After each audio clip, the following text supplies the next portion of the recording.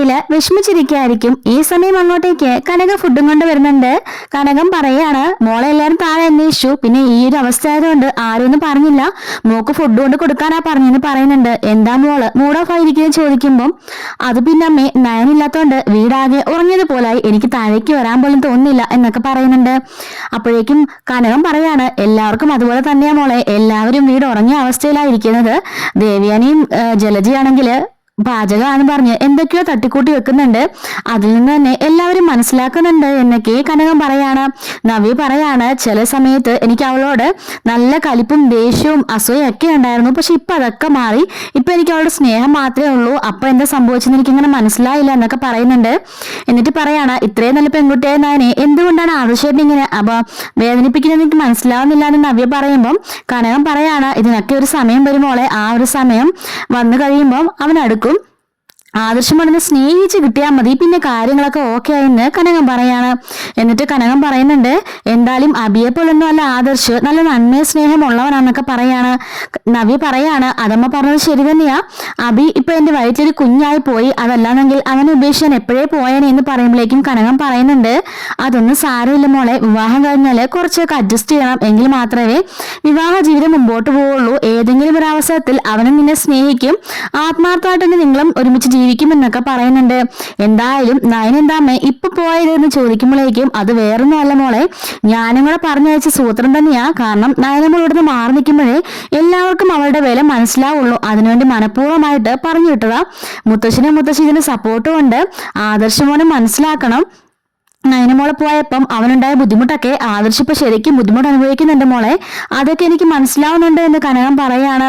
ആണോ അമ്മയെന്ന് ചോദിക്കുമ്പം അതെ, ഇനി ആദർശമോൻ തന്നെ ഈ ഒരു വേർപിരിയലിന്റെ അവസാനം രണ്ടുപേരും ഒന്നിക്കാൻ ആയാൽ മതിയായിരുന്നു, അത് അകലും തോറും അടുക്കാനുള്ള ആ ഒരു ആവേശം കൂടും മോളെ എന്നൊക്കെ പറഞ്ഞിട്ട് കനകം പറയുന്നുണ്ട് കേട്ടോ. നവ്യയുടെ ഞാൻ വാരിത്തരാമെന്നും പറഞ്ഞിട്ട് അതൊക്കെ ഭക്ഷണം കനകം വാരിക്കൊടുക്കുന്നുണ്ട്. പിന്നീട് ആദർശ് ഓഫീസിലേക്ക് പോകാൻ ഇറങ്ങായിരിക്കും. അപ്പോഴായിരിക്കും നയനയുടെ കോൾ വരുന്നത്. ചിരിച്ചുകൊണ്ട് അവൻ ആ കോൾ അറ്റൻഡ് ചെയ്യാണ്. നയന പറയുന്നുണ്ട്, അതെ ഞാനൊരു കാര്യം പറയാൻ വിളിച്ചതാ.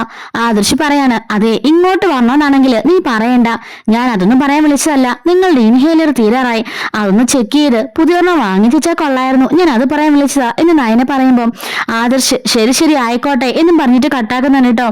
അപ്പൊ ആദർശ് ഇങ്ങനെ സ്വയമേ ചിരിക്കുകയാണ്. അപ്പൊ നയന ഓർക്കാണ്, ഒരു സ്നേഹവും വരാൻ പോലൊന്നും പറയുന്നില്ലല്ലോ എന്നും പറഞ്ഞിട്ട് അവള് സങ്കടപ്പെടുന്നുണ്ട്.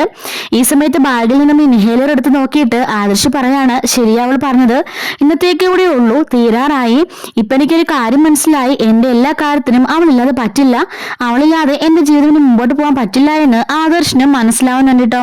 അങ്ങനെ ആദർശ് ഓഫീസിലേക്ക് പോവാണ്. നയനയാണെങ്കിലോ ആദർശ് അങ്ങനെയൊക്കെ പറഞ്ഞുകൊണ്ട് സങ്കടത്തോടുകൂടി ഫോണും കട്ടാക്കുന്നുണ്ട്.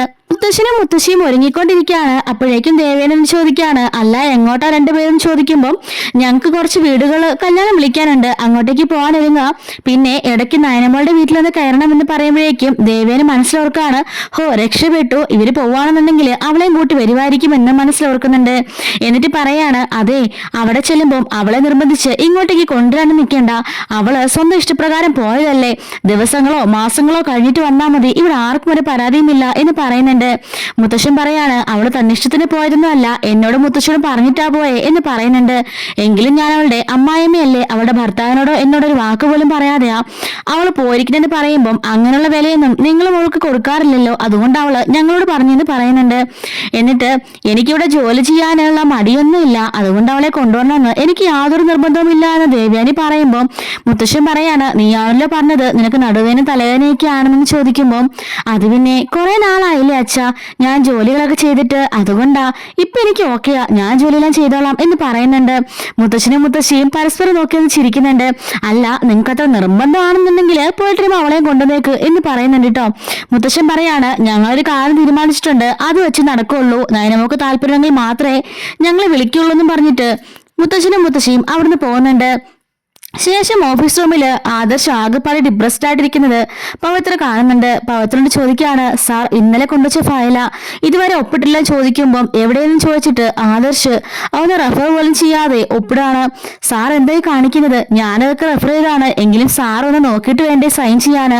ഇനിയിപ്പോ നോക്കിയിട്ട് എന്തെടുക്കാനാടോ? ആദ്യം വേണ്ടത് മനുഷ്യത്വമാണ്, സ്നേഹമാണ്, അല്ലാതെ ഈ പണത്തിലും സ്വത്തിലൊന്നും ഒരു കാര്യമില്ല എന്നൊക്കെ പറഞ്ഞ് പരസ്പര ബന്ധമില്ലാതെ ആദർശ് എന്തൊക്കെയോ പറഞ്ഞ് പവിത്രയോട് വഴക്കുണ്ടാക്കുകയാണ്. എന്താ സാർ, സാറിന്റെ വൈഫ് വീട്ടിലാണെന്നറിയാം, അതിന്റെ പിണക്കാണോ? ഞാൻ പറഞ്ഞ് ശരിയാക്കണോ ചോദിക്കുമ്പോൾ താൻ പറഞ്ഞ് ശരിയാകൂടോ? താനെന്താ എന്റെ ബ്രോക്കറാണെന്നൊക്കെ ചോദിച്ചിട്ട് ആദർശ് വീണ്ടും പവിത്രയോട് ദേഷ്യപ്പെടുന്നുണ്ട്. ഇനി ഞാൻ തനിക്ക് റിസൈൻ അടിച്ച് തന്നാലും തനിക്ക് സന്തോഷമാവുള്ളൂന്നുണ്ടെങ്കിൽ ഞാൻ അതും ചെയ്യാന്നൊക്കെ പറഞ്ഞിട്ട് ആദർശ് കുറെ ദേഷ്യപ്പെടുമ്പം പവിത്ര അവിടുന്ന് തിരിച്ചു പോവാണ് കേട്ടോ. അങ്ങനെ പോയിട്ട് പവിത്ര നയനെ ഫോൺ ചെയ്യുന്നുണ്ട്. മേഡം, സാറിന് എന്താ പറ്റി? സാറിന് മാനസികമായിട്ട് എന്തോ പ്രശ്നമുണ്ട്. ഞാൻ കൊണ്ടുവച്ച ഫയലൊക്കെ ഒന്ന് റഫർ പോലും ചെയ്യാതെ സൈൻ ചെയ്ത് സാർ തിരിച്ചയച്ചു. അങ്ങനെ ഒരിക്കലും ചെയ്യുന്നതല്ല, എന്തൊക്കെയോ പറഞ്ഞ് എന്നോട് തട്ടിക്കയറുക. എന്ത് മിണ്ടിയാലും ആകെപ്പാട് ദേഷ്യ. സാർ ഓഫീസ് കാര്യത്തിലൊന്നും ശ്രദ്ധിക്കുന്നില്ല, മേഡം ഒന്ന് ശ്രദ്ധിക്കണമെന്ന് പവിത്ര നയനോട് പറയുന്നുണ്ട്. നയൻ അത് കേട്ട് ആകെപ്പാട് വിഷമിച്ചിങ്ങനെ നിൽക്കുന്നുണ്ട്. ഗോവിന്ദൻ അവിടെ ഇരുന്ന് അദ്ദേഹത്തിന്റെ പണിയൊക്കെ ചെയ്തുകൊണ്ടിരിക്കുകയായിരിക്കും. അപ്പോഴാണ് വണ്ടിയുടെ സൗണ്ട് കേൾക്കുന്നത്. മുത്തശ്ശനും മുത്തശ്ശി നയയുടെ വീട്ടിലേക്ക് വന്നതായിരിക്കും. അപ്പോഴേക്കും ഗോവിന്ദൻ പറയുന്നുണ്ട്, മോളെ ദേ അവരിങ്ങെത്തി വാന്ന് പറഞ്ഞ് വിളിക്കുമ്പോഴേക്കും നയനയും അച്ഛനും കൂടി അങ്ങോട്ടേക്ക് ചെല്ലുന്നുണ്ട്. അങ്ങനെ മുത്തശ്ശനും കൂടി അകത്തേക്ക് കയറി വരുന്നുണ്ട്. ബാ വന്നിരിക്കുമെന്ന് പറഞ്ഞിട്ട് സന്തോഷത്തോടെ രണ്ടുപേരെ സ്വീകരിച്ച് അവരവിടെ ഇരുത്തുന്നുണ്ട് കേട്ടോ. നയനെ പറയാണ്, വെള്ളം എന്തെങ്കിലും എടുക്കാന്ന് പറയുമ്പോ വേണ്ട മോളെ. ഗോവിന്ദൻ പറയുന്നുണ്ട്, ഉച്ചയൂണൊക്കെ മോള് കാലാക്കിയിട്ടുണ്ട്, അത് കഴിച്ചിട്ട് പോയാൽ മതി എന്ന് പറയുമ്പം അത്രേ ഉള്ളൂ, ഭക്ഷണം കഴിക്കാൻ വേണ്ടിട്ടാ ഈ സമയത്ത് ഞങ്ങൾ വന്നേന്ന് മുത്തശ്ശൻ പറയാണ്. എന്തായാലും നയനമോളുടെ കയ്യിലുണ്ടാക്കിയ ഭക്ഷണം കഴിക്കാതെ ഞങ്ങൾക്ക് ഒരു സമാധാനം ഇല്ലായിരുന്നു. 2 ദിവസമായിട്ട് അവിടെ ഭക്ഷണത്തിന്റെ കാര്യമൊക്കെ തീരെ മോശമാണെന്ന് പറയുമ്പോൾ അയ്യോ എന്താ മുത്തശ്ശ എന്താ പറ്റിയെന്ന് ചോദിക്കുമ്പോൾ നയനമോൾ ഇങ്ങ് വന്നില്ലേ? ഇപ്പൊ ജലജയും ദേവയാനിയുമാണ് അടുക്കളയില്. അതിൻ്റെതായ പ്രത്യേകതകളൊക്കെ കാണാനുണ്ട്. കുറെ നാൾ കൂടി പണി ചെയ്യാത്തവരൊക്കെ ഇറങ്ങി പണി ചെയ്തതല്ലേ, അതിൻ്റെതായ പ്രശ്നങ്ങളൊക്കെ ഉണ്ട് മോളെ എന്നൊക്കെ പറയുന്നുണ്ട്. എന്തായാലും ഈ വഴി പോയതല്ലേ, സമയമില്ലെങ്കിലും മോളുടെ കൈകൊണ്ടുണ്ടാക്കി ഭക്ഷണം കഴിച്ചിട്ട് പോകാമെന്ന് കരുതി എന്ന് പറയാണ്. അല്ല ആദർശ് വിളിച്ചോന്ന് ചോദിക്കുമ്പം ഇല്ല മുത്തശ്ശ, ഒരു തവണയെ വിളിച്ചുള്ളൂ, അതിന്റെ ഒരു ഡിസൈൻ്റെ ആവശ്യത്തിനാണെന്ന് പറയുമ്പം ഓഹോ ആവശ്യത്തിന് മാത്രമേ വിളിച്ചുള്ളൂ അല്ലേ, എങ്കിലും മോളും ഇനി അങ്ങോട്ടേക്ക് വിളിക്കണ്ട, അവനെ വിളിക്കുമോ നമുക്ക് നോക്കാം. മുത്തശ്ശി പറയാണ്, നമുക്കും വേണം കുറച്ച് വാശിയൊക്കെ.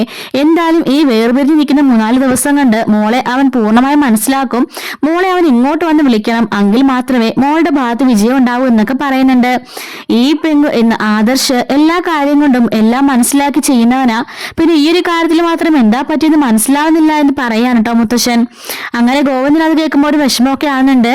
പിന്നീട് ഉപ്പിട്ടിയ നാരങ്ങ വെള്ളം എടുക്കാമെന്നും പറഞ്ഞിട്ട് നയന അകത്തേക്ക് പോവാണ്. അങ്ങനെ പിന്നീട് കാണിക്കുന്നത് ദേവയാനിയും ജലജയൊക്കെ കിച്ചണിൽ ഇങ്ങനെ നിൽക്കുന്നതായിരിക്കും കേട്ടോ. ഇവന് ചോദിക്കാണ്, നീ കുറെ നേരമായാലും തക്കാളി ചിരണ്ടിക്കൊണ്ടിരിക്കാൻ തുടങ്ങിയിട്ട് നീ പെട്ടെന്ന് എണീച്ച് ആ തേങ്ങ ചിരകി അരയ്ക്കാൻ നോക്കുന്നത് പറയുമ്പോൾ ചേച്ചിക്കല്ലേ അരപ്പിന്റെ ഇതൊക്കെ അറിയുള്ളൂ, ചേച്ചി ഇതൊക്കെ ചെയ്യുന്ന പറയുമ്പോഴേക്കും കൊള്ളാം, ഞാൻ വന്ന സമയത്തൊക്കെ നീ നന്നായിട്ട് ജോലി ചെയ്തോണ്ടിരുന്നവളാ, എന്നോട് അടുക്കളയിൽ കയറുണ്ടെന്ന് പറഞ്ഞതാ അമ്മ, എന്നിട്ട് പോലും ഞാൻ അടുക്കളയിൽ കയറി ജോലി ചെയ്യാനൊക്കെ സ്റ്റാർട്ട് ചെയ്തതായിരുന്നു. ആ സമയത്തൊക്കെയാ നീ മടിച്ചായി പോയത്, മര്യാദയ്ക്ക് ജോലി ചെയ്യടി എന്നൊക്കെ പറയുമ്പോഴേക്കും നീ അല്ലേ എല്ലാത്തിനും കാരണക്കാരിയായത്, നീ അല്ലേ എല്ലാം ചെയ്തോളാം ഏറ്റെടുത്തെന്നൊക്കെ ജലജയോട് പറയാണ്. ജലജ പറയാണ്, അവളിങ്ങി വന്നാ മതിയായിരുന്നു, ഒരു സമാധാനം ഇല്ലെന്നൊക്കെ പറഞ്ഞ് ജലജ പറയുമ്പോഴേക്കും മിണ്ടാതിരി, ഇനി അവളെ കേക്കണ്ട എന്ന് പറയുന്നുണ്ട്. പെട്ടെന്നാണ് കനകം വന്നിട്ട് പറഞ്ഞത്, ഞാനെല്ലാം കേട്ടേന്ന് പറയുന്നുണ്ട്.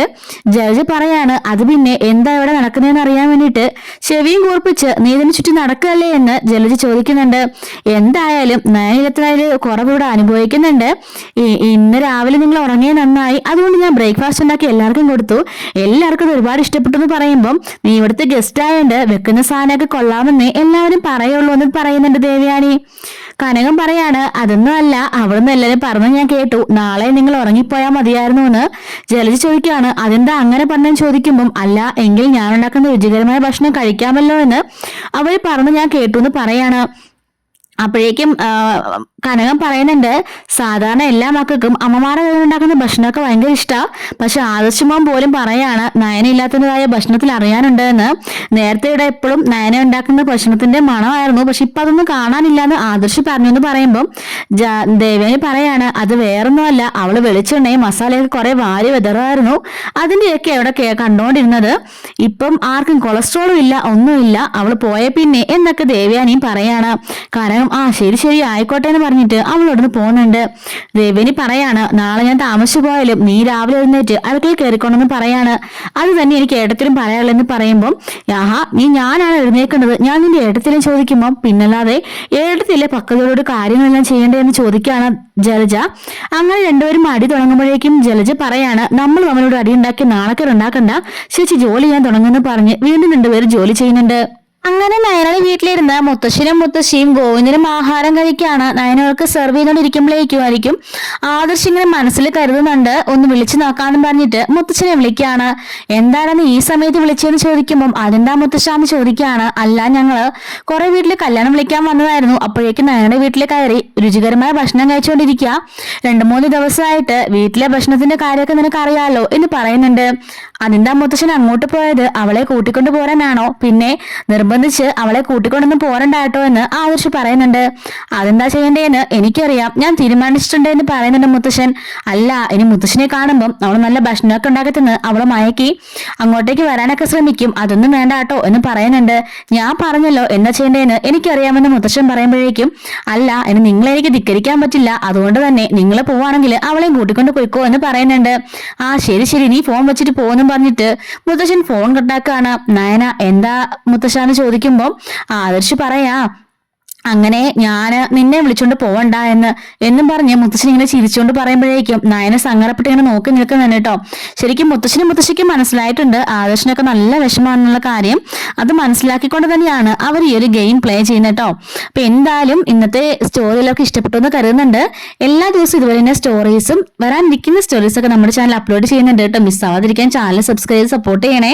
Thanks for watching.